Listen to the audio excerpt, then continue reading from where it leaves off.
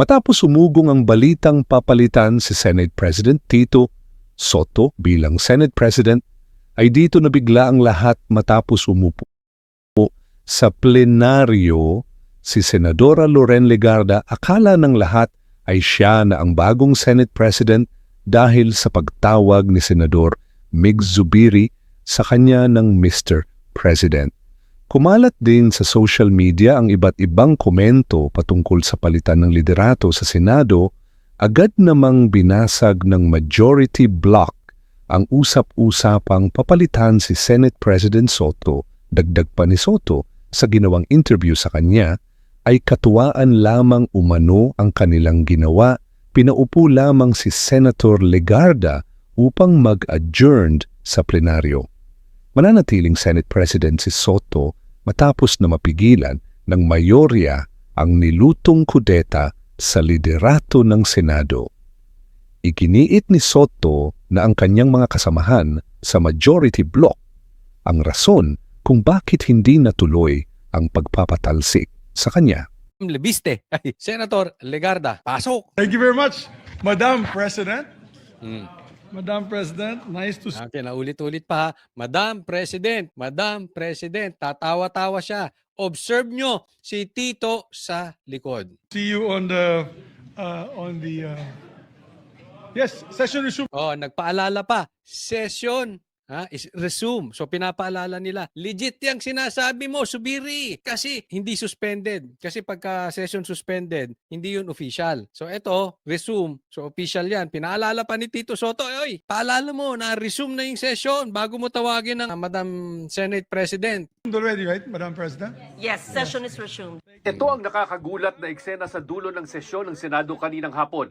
Observe nyo sila, tatawa-tawa ha. Tatawa-tawa. Nang mag-resume kasi ng sesyon mula Bumibidyo pa si Pinky Lacson, bumibidyo.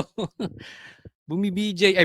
Sorry po. Bumibidyo si Senator Ping, pambira. Oh, paano nasasabi ko BJ pag ito. Oh, sige, sa tuloy. mahabang suspensyon, si Senadora Loren Legarda na ang nakaupo sa upuan ng Senate President. Si Senador Mig Zubiri, paulit-ulit siyang tinatawag Madam President bago siya nagmosyon para sa adjournment. Ito mo, paulit-ulit na tinatawag na Madam President.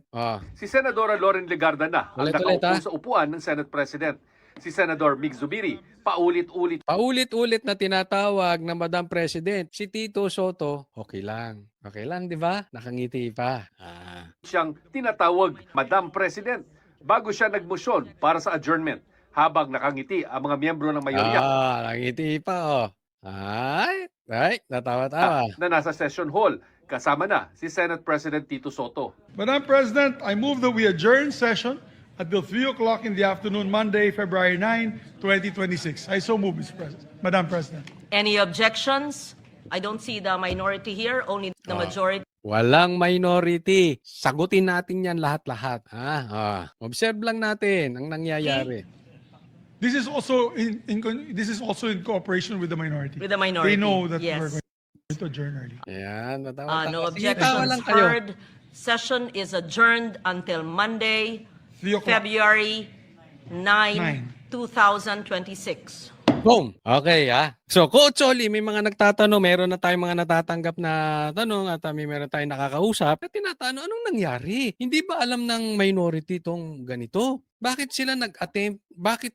Nag-attempt sila pero failure? Teka muna, huwag tayong padalos-dalos Una, huwag nating kakalimutan. This is very important. Bakit ba natin papalitan ng Senate President? Yaan ang tanong. Hindi dahil galit tayo kay Tito Soto. Dahil binaboy nila yung investigasyon dyan sa Blue Ribbon. Di ba tayo naman ayaw naman natin dati si Cheese. Pero dahil napakita ni Cheese na siya ay sumang-ayon sa konstitusyon at hindi ito laban ng politika, okay sa atin di ba? Hindi dahil sa gusto lang natin palitan ng Senate President. Yun ang tanong, bakit natin gustong palitan? Binababoy nyo ang investigasyon. Kaya nga dapat, kung ako tatanungin, hindi dapat si Loren Legarda. Dapat galing sa minority ang papalit. Kasi kung ganyan din, magpapalitan lang kayo ng magpapalitan. Unang teteng yan. E di protektado pa rin si Tambi. Diba? Kung ang minority tinatawag na Duterte Block, itong majority, tambalos-los block yan. Wala tayong mahihita dyan. Nakukuha po nyo? Pinagluloko tayo nitong mga animal na ito. May ganyan-ganyan pa. Hindi ko, ito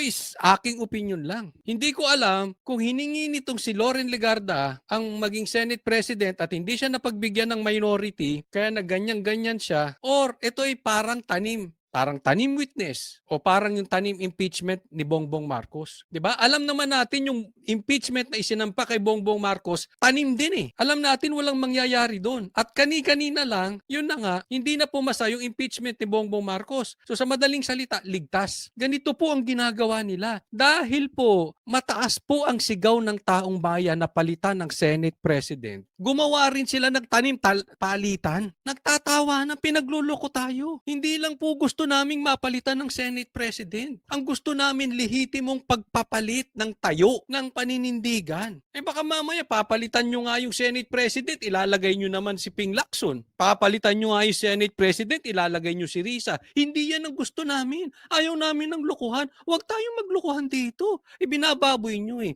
Alam mo ang ginagawa nito mga animal na ito? Ginagawa nito sa iyo, sa akin, sa atin lahat, sa mga Pilipino, sa taong bayan. Ginagawa tayong tanga. Ang tingin nila wala tayong isip. Nagsampa ng impeachment kay Bongbong Marcos, kakampi nila. Yung tinatawag nila ngayong Senate President, kakampi din nila. Masaya ba tayo nun? Hindi. Huwag nyo kaming lukuhin. Hindi yan ang gusto naming Senate President. Ang gusto naming Senate President galing sa minority. Sigurado ko, pag ang Senate President galing sa minority, maninindigan yan. Nakita nyo yung investigasyon before, nung si Chis ang nandiyan dyan, nung ang nakikidebate sa kanila, si Alan Cayetano? Si Cayetano? Obvious di ba? Umuusad ang investigasyon. Ganun ang gusto natin. Huwag nyo kami parang ginagawa.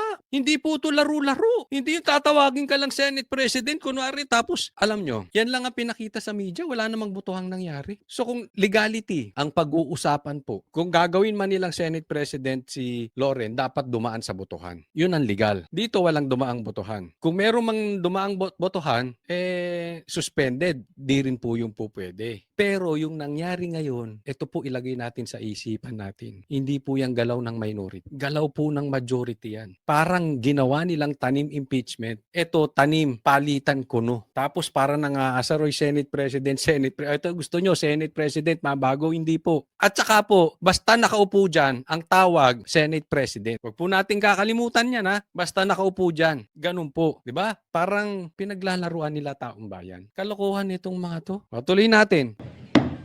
Thank you very much, Madam President. Ang tagpong yan nangyari sa gitna ng May yay pa. Ano to, laro? Kayong mga senador, ano sa tingin nyo to, laro? Tawanan, no? Di kayo ba, tanong ko kayo, kung papalit ang Senate President to, ang papalit isa sa kanila, matutuwa kayo? Papalit si Bam Aquino? Hindi yan yung sigaw ng taong bayan. Ramdam na rin kasi nila talagang matindi ang kagustuhan ng Pilipino magpalit ng Senate President. Ang naisip nila, term sharing,